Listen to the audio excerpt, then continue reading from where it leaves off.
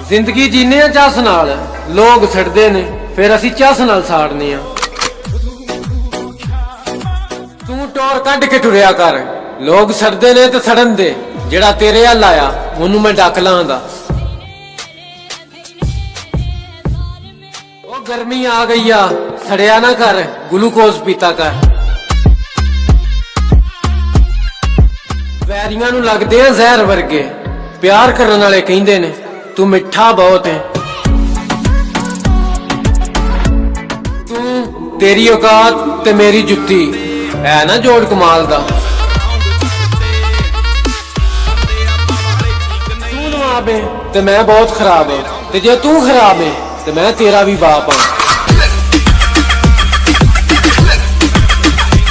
ਤੂੰ ਅਜੇ ਕੁਝ ਵੇਖਿਆ ਹੀ ਨਹੀਂ, ਕਦੀ ਸਾਡੇ ਵਰਗੇ ਫੋਲ ਤੇ ਸਹੀ, ਤੈਨੂੰ ਮਿੱਟੀ 'ਚ ਰੋਲ ਛੱਡਾਂਗੇ, ਸਾਡੇ ਅੱਗੇ ਬੋਲ ਤੇ ਸਹੀ।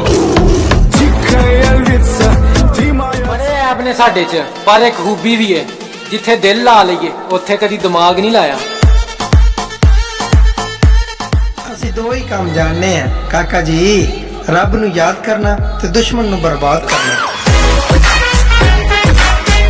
ਸਾਡੇ ਅੱਗੇ ਨਾ ਸੋਹਣਿਆ, ਨਹੀਂ ਤੇ ਖੁੱਲੀ ਜਗ੍ਹਾ ਹੋਰ ਖੁੱਲ ਜਾਏਗੀ।